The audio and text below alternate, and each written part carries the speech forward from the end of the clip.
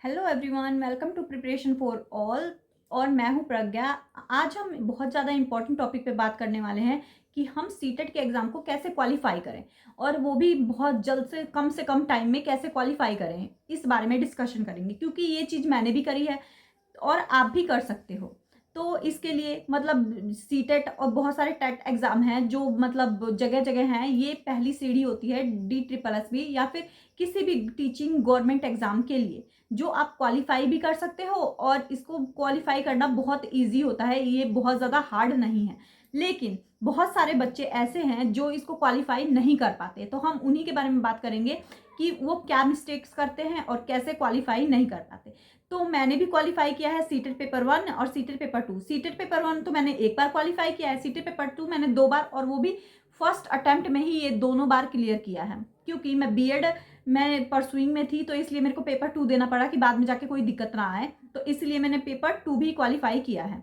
तो अब हम इसको डिटेल से जानेंगे कि कैसे क्वालिफाई कर सकते हैं और कैसे इसका मतलब पूरा एकदम ओवरऑल व्यूज वगैरह जानेंगे। तो लोग तो बोलते हैं कि सीटेट तो कर लिया, गवर्नमेंट एग्जाम कहाँ है तुम्हारे पास, गवर्नमेंट एग्जाम तो है ही नहीं। तो ये बता दें हम मुझे भी और मैं आप सभी को भी कॉन्ग्रेचुलेशन करना चाहती हूँ जिसका सीटेट का एग्जाम क्लियर हुआ है उसके लिए। तो ये चीज़, क्योंकि हमने जो टीचर बनने की है वो पहली सीढ़ी पार कर ली है, ठीक। तो इसलिए हम इसको आगे हम दूसरी सीढ़ी पे बढ़ सकते हैं। तो इसके लिए हमें क्या करना पड़ेगा, सबसे पहले तो हमें सीटेट के बारे में जानना पड़ेगा जिनका क्वालिफाई नहीं हुआ है। तो उसके लिए हमें अच्छे से डिटेल में जाना पड़ेगा कि वो क्या मिस्टेक्स करते हैं, कैसे क्या गलतियां करते हैं। सीटेट को क्वालिफाई करने के लिए 2-2.5 महीने तो देने पड़ेंगे, और जो मतलब सिर्फ क्वालिफाई नहीं करना चाहते, 130 प्लस लाना चाहते हैं, उनके लिए भी ये वीडियो है। मतलब कि वो कैसे कम से कम 2-2.5 महीने तो डेडिकेशन के साथ देना ही पड़ेगा, तभी जाके आपका क्लियर होगा। और हार्ड वर्क के साथ साथ स्मार्ट वर्क भी करना पड़ेगा। और मैं बहुत ज़्यादा कॉन्फिडेंस से कह सकती हूँ कि बहुत ज़्यादा मुश्किल नहीं होता है। जिसने बीएड डीएलएड ये सब कर रखा है उसके लिए बहुत ज़्यादा मुश्किल नहीं होता है। तो इसके लिए हमें सबसे पहले कंसिस्टेंसी ज़रूरी है, पहली चीज़ डिसिप्लिन ज़रूरी है, और सिलेबस को हमें अच्छे से देखना है, उसके पॉइंट्स को देखने हैं, और हमेशा जो भी आप कर रहे हो उसको टिक लगाते जाना है। एक जैसे सीडीपी किया टिक लगा दिया, प्याजे किया टिक लगा दिया, बाइगोट्स्की किया टिक लगा दिया, ऐसे हिंदी किया टिक लगा दिया। मतलब जो जो आपने जो सिलेबस में है, सिलेबस इतना भी हार्ड नहीं आता है कि जो फिर इसलिए जो सिलेबस में है आप उसको करके और बिल्कुल अच्छे से अपना मतलब आगे बढ़ते जाओ। फोर्थ स्टेप आता है कि पीवाईक्यू, जितना का जितना हो सके पीवाईक्यू सॉल्व करो। पीवाईक्यू, क्योंकि पीवाईक्यू बहुत इंपॉर्टेंट है सीटेट के लिए। उसमें सीटेट के लिए पीवाईक्यू बहुत ज़्यादा इंपॉर्टेंट है क्योंकि उसी में से एग्जाम पूछे जाते हैं और उसी टाइप के एग्जाम होते हैं। और जो बच्चा रटने पे ध्यान देता है उसके लिए सीटेट नहीं है। सीटेट क्योंकि अंडरस्टैंडिंग बेस्ड होता है, क्योंकि हम एज अ टीचर अपने आप को देखते हैं। एक बार तो हम एक स्टूडेंट है, एक तरह के स्टूडेंट है, लेकिन हम एक टीचर के रूप में अपने आप को देखते हैं उस टाइम। और एज अ टीचर हम बच्चों को कैसे पढ़ा सकते हैं, या फिर हम उनको कैसे समझा सकते हैं, या फिर उनको कैसे ऐसा है कि टॉपिक को कैसे समझा सकते हैं, कैसे एक्सप्लेन कर सकते हैं, ये सारी चीज़ें हम बता सकते हैं। तो इसलिए सीटेट बहुत ज़्यादा इंपॉर्टेंट है। तो समझ गए आप लोग।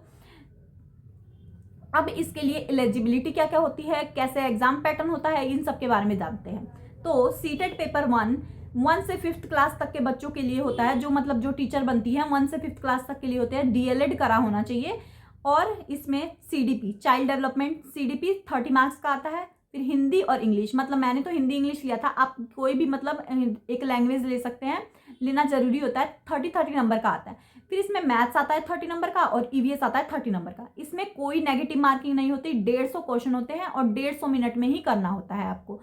इसी तरह सीटेट पेपर 2 भी होता है। सीडीपी 30 नंबर की, हिंदी इंग्लिश 30 मार्क्स के होते हैं। और जो जैसे मैंने सोशल साइंस लिया है तो सोशल साइंस 60 मार्क्स का था, वैसे आपके पास जैसे मैथ है तो मैथ 60 मार्क्स का हो जाएगा। जिसके पास संस्कृत है, जिसके पास इंग्लिश है, तो वो 30 मार्क्स के 60 मार्क्स के हो जाएंगे। तो समझ गए, ये इतना होता है। इसमें भी 150 क्वेश्चन होते हैं, 150 मार्क्स होता है, और 150 मतलब टाइम आपको 1.5 घंटे मिलता है। तो 150 मिनट मिलता है, 1 मिनट पे एक क्वेश्चन होता है, और कोई नेगेटिव मार्किंग नहीं होती है। तो इतना समझने के बाद अब हमें इसके लिए हार्ड वर्क के साथ साथ स्मार्ट वर्क भी करना पड़ेगा, क्योंकि जब मैं सीटेट की तैयारी कर रही थी तो मैं 2-2.5 महीने बिल्कुल डेडिकेशन के साथ मैंने पढ़ा है। मैं बिल्कुल डिसिप्लिन्ड रही थी, मैं बिल्कुल कंसिस्टेंट रही थी। मैंने पूरा सिलेबस को अच्छे से गौर से देखा था और उसको बिल्कुल अच्छे से टॉपिक वाइज टॉपिक पढ़ाई की थी। और मैंने उसके बाद हर जो मेरा वीक था उसको देखा, मैंने भर भर के PYQ लगाए। और आप ये भी चीज़ ध्यान में रखिए, जो एक कोई ऐप वगैरह होता है तो उस पर आप मतलब जैसे मॉक टेस्ट वगैरह होता है तो वो भी मतलब उसी को कॉपी पेस्ट करके बनाते हैं, उसी का मॉडिफिकेशन करके बनाते हैं PYQ का।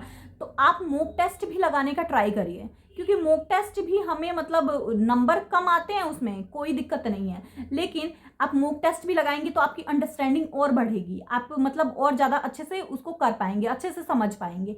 तो ये चीज़ भी ध्यान में रखिएगा और ये चीज़ भी करने का ट्राई कीजिएगा। तो आप ये कर सकते हैं।